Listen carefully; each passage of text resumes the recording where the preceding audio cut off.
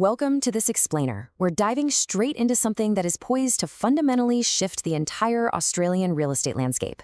Today, we are decoding the massive and highly debated new tax reforms outlined in the 2026-27 budget. Specifically, we're unpacking the complex overhauls to negative gearing and the capital gains tax. If you've been wondering how these changes actually work, who they impact, and most importantly, why they're happening in the first place, well, you are in the exact right spot. We're going to rely strictly on the data and the government's outlined structure to make sense of the whole shebang. So the absolutely crucial question right off the bat is, what is the end game of these reforms? Well, Treasury modeling estimates these exact changes will unlock the market for around 75,000 additional owner-occupiers over the next decade. Let that sink in. That is a massive number. It's effectively the equivalent of reversing around 10 solid years of declines in the homeownership rate. The government's stated goal here is to rebalance the tax system, basically taking the pressure off first home buyers who are currently trying to compete with established investors. And honestly, the rationale behind this is pretty clear. Between 2001 and 2021, the homeownership rate for households aged 25 to 34 years old completely plummeted. We're talking a drop of 7 percentage points. When you combine that drop with the wild fact that housing prices have risen more than twice as fast as average full-time earnings since 1999, well, you can clearly see the massive headwind first home buyers are facing today. This policy shift is designed as a direct solution to try and reverse that specific trend. Okay, let's jump into the first major mechanism being overhauled, fixing negative gearing, or what we can call the coupon update. To really understand the change, we have to establish the baseline. Currently, if your rental property costs you more to hold than it generates in rent, meaning you're operating at a loss, you can use that loss to reduce other forms of taxable income.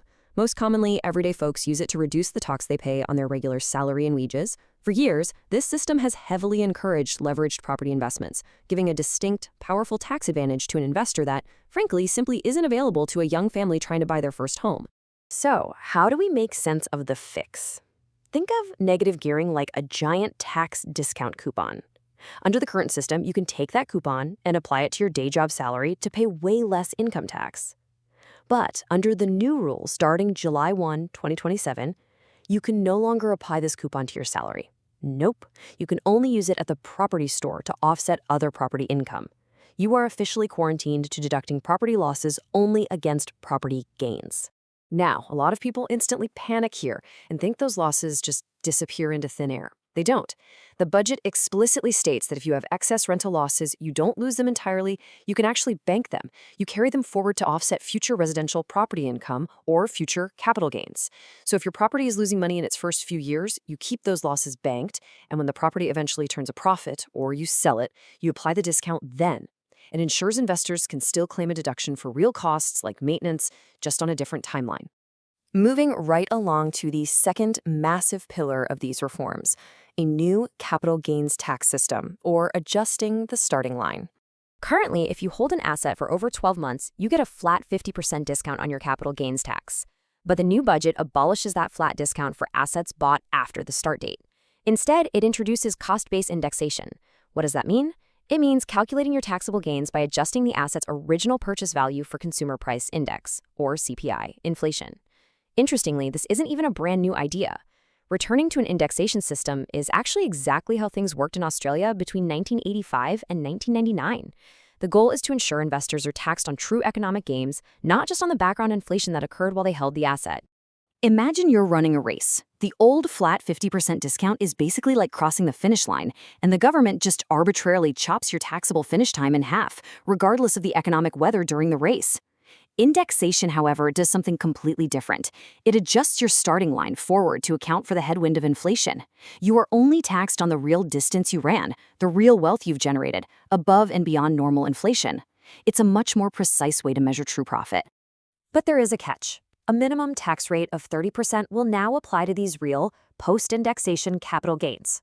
The government's stated goal here is to prevent high-wealth investors from deferring sales to years when their marginal tax rate is exceptionally low, practically avoiding tax altogether. This 30% floor ensures that gains are taxed at a rate closer to what most everyday workers pay on their normal wages.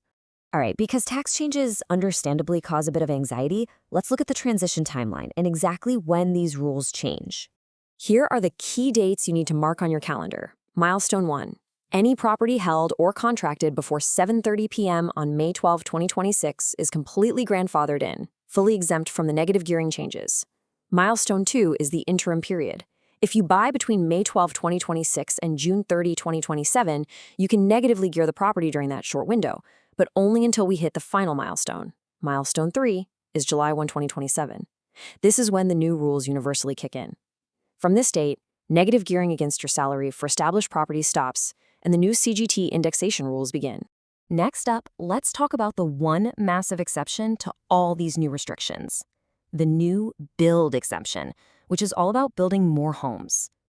If you invest in a genuine new build, the government essentially waves you through and says, carry on as usual. Investors who buy new residential properties retain full access to negative gearing against their standard salary. Furthermore, when they eventually sell that new build, they even get to choose between the old 50% CGT discount or the new indexation method, whichever works out better for them. This elegantly highlights the core strategy: redirect investor money away from established homes and towards pouring concrete for new ones.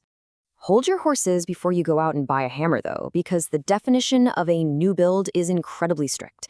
It must genuinely increase the overall housing stock. Yes to building on vacant land. Yes to knocking down one house and building a duplex because you added a dwelling. Yes to off-the-plan apartments. But it's a hard no to simply extending your house, adding a granny flat, or knocking down one house just to build a nicer single house. Basic renovations or swapping one house for another simply won't unlock the tax break.